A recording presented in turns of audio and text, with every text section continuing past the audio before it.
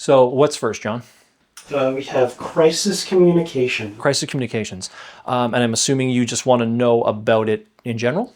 Yeah.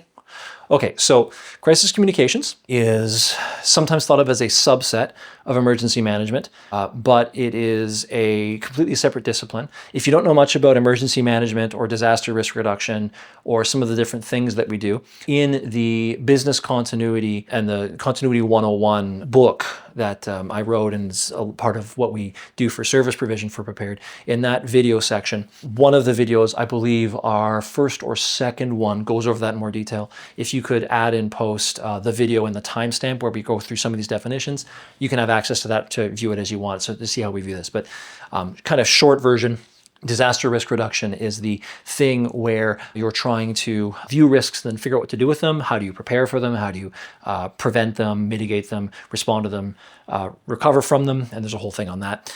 Emergency management is this thing where you try to figure out how to manage the emergency as it's occurring. It's very communication based. Crisis communications is, it's kind of in the name. How do you communicate in a crisis? So how do you talk in a crisis? How do you get messages out? And sometimes from the perspective of like a municipality or a government, this is about how do I tell people how to evacuate? How do I say, hey, look, the flood is coming. What do you do? How do I communicate in a crisis? There's a lot of kind of blend over with emergency communications. I have a important message in a time-sensitive short period that I want to get to specific people in a specific way. How do I do that?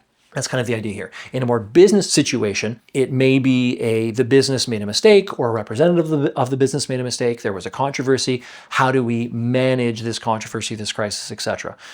So that might be the way this is viewed. The system is generally the same though. So core concept, idea with crisis communication. Whenever you are getting your message out, there are three things that matter in general. What happened? Who's affected? What are you doing about it? Almost everything else is noise and doesn't matter. When there is an emergency, people want to know what happened, what is the emergency, generally in very short form. People want to know who's affected. Is this affecting me? Is this affecting my family? What is the area that is affected? Is this something that I have to care about? And what is the action that is being taken to address that? Nothing else matters. In principle. I'll use an example to illustrate the point.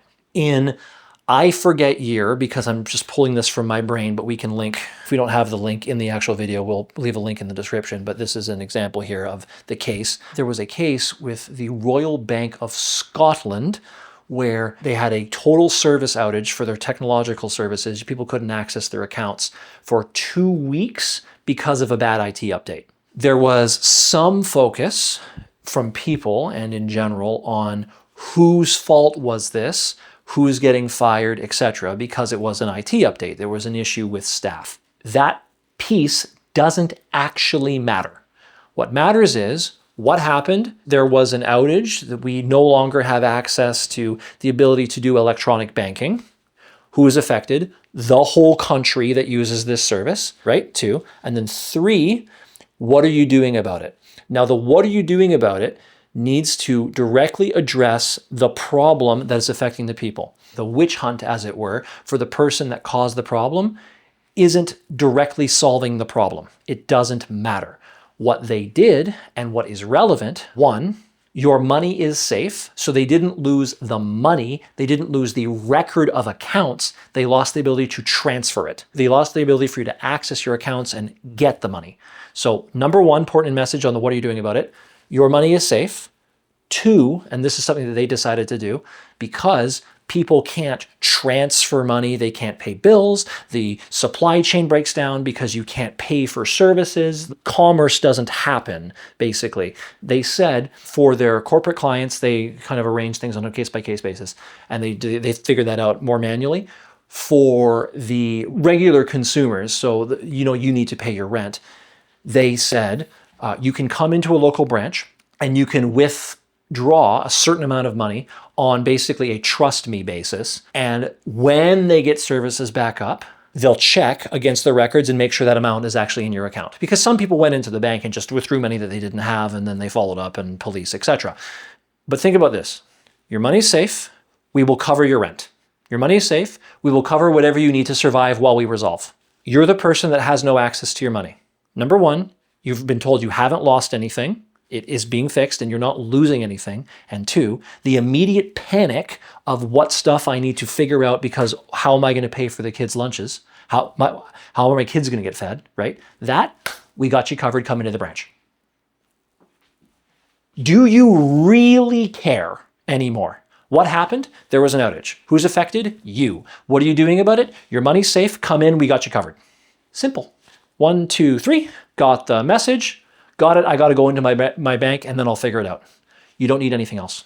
There are many cases like this. The Tylenol scare with Johnson & Johnson in the, I am forgetting the year, I think it was the 80s in my brain, but I might be conflating different emergencies, the 1980s. We'll check it and we'll put up a link. This was one of the cases that sort of created the blueprint for modern crisis communications. What happened? Someone who does bad and horrible things went into a pharmacy, I believe it was a pharmacy, it was a store, and they replaced the Tylenol medication in a bottle with cyanide. And people started dying because they were taking cyanide. This was back before we had rapid communication, so Tylenol headquarters didn't find out about it until much later, but people were dropping dead in hospitals, basically. And police were standing on top of squad cars in the middle of the street, yelling through loudspeakers, "Don't take Tylenol."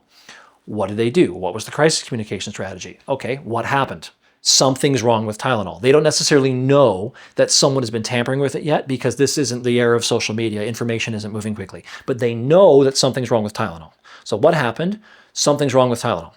Who's affected? Everybody as far as they know. What are you doing about it? The what are you doing about it part. 1, Johnson & Johnson pulled all of its ads and they put out new ads saying, "Don't take Tylenol." So the business put out ads saying, "Don't take our product." This is, they're nuking their brand because it's in the interest of people not dying. Like that's the way it's initially perceived, right? Number 2, they focus on the medical bills. So the people who have been affected, a lot of these are Americans that don't necessarily have the ability to pay for this healthcare. They cover that. Number 3, they do a recall. Not a small recall, not just the affected store. They recall everywhere that they could imagine it is possible bad Tylenol went out. Because remember, at this point, they don't know if this is a fault in manufacturing. They don't know if this is tampering. They have no idea. So their immediate response is total recall, pay for people who are injured, and don't take our product.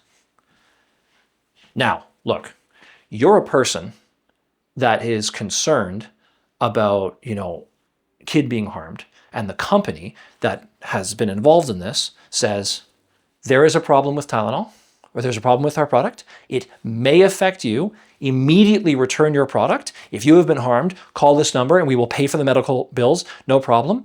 And we're starting an investigation. Don't take our product. You are not necessarily focused on who hurt me. It's got it, that's what I'm doing. Understood. Okay, I want to make sure that I'm safe. And they're giving you that message. Now, their follow-up, this isn't the 1, 2, 3 now. This is the general follow-up. The follow-up is like chef's kiss, brilliant. From a crisis communications perspective, fantastic. They do continued investigations on this. The investigations still received updates within the last 20 years. This is like decades of investigations. They invent what is basically the 3-piece seal. So if you've seen modern medications, you'll know that they have usually a child safety lock. So it's not easy to take the cap off. They'll have a initial sort of film seal that you have to peel off, and then they'll often have some sort of cotton ball in between.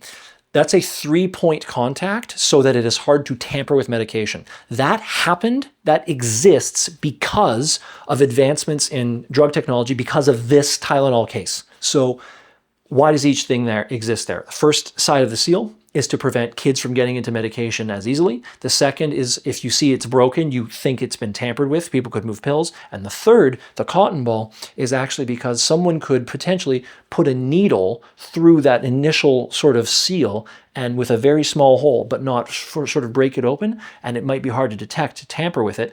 But if it's with a liquid, the cotton soaks it up. And you can notice when you open it that the medication has been tampered with because the cotton that is in between is compromised. Brilliant. Like, brilliant. So this company, who is not at fault here, has done the 1, 2, 3, and they start acting in the interest of the customer. They start acting in the interest of that person. And this is the thing that comes up immediately with crisis communications. This is the underlying theme that happens all the time. If you take a lot of training in this, and early emergency management literature on this was a lot of do the right thing. So do what feels like the moral right thing to do. And I get it, morality is subjective and etc. But it's sort of one of those, what would the common person feel like is the honorable thing to do in the situation? Or the what's doing right by us? What does that look like? Do that. In crisis communications, that is often can be considered the exact opposite of what your lawyer wants to do.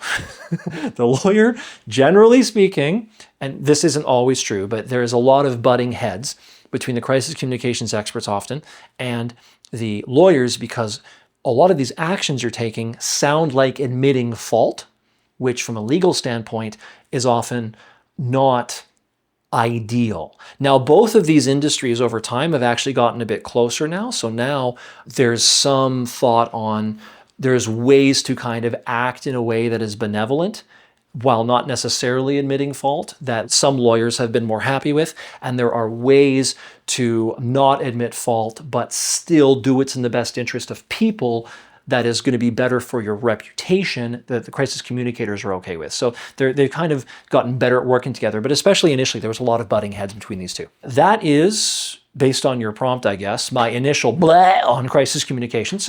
That's the idea. There's a whole bunch of other interesting stories. There's one interesting case study I'm not going to say the name of the company because it is argued in crisis communications literature that their handling of this particular emergency was very poorly done. And I don't want to sort of throw shade at a company for this, but it is a great case study for how to do this wrong from a crisis communication standpoint. From a legal standpoint, you might argue they didn't really do it wrongly, but from a crisis communication standpoint, they did. If you look up E. coli outbreaks in fast food, I'm going to say specifically in like hamburgers and cheeseburgers that involved many people dead in the last like 40 years, you should come across the case. And it has been well explored. Once again, that's the type of thing where I'm not confident about going into a large thing about it unless like I should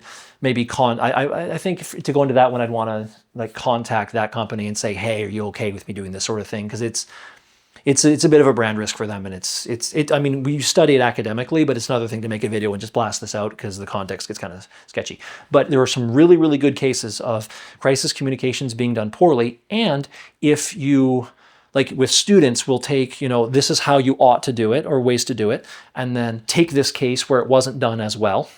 How would you do it differently, right? As sort of a learning exercise. That's one of the cases that we will use.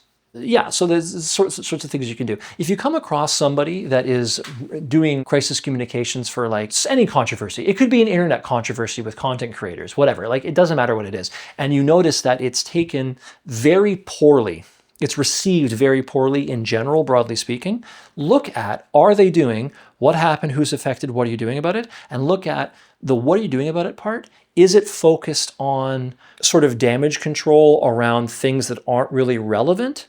Or is it focused on how to help the affected people with as clear and concise and direct, this is what we're doing as possible? How much noise is there in that communication? I know that some of these messages and some of these videos, most of the videos that we talk about, that we introduce, are very long.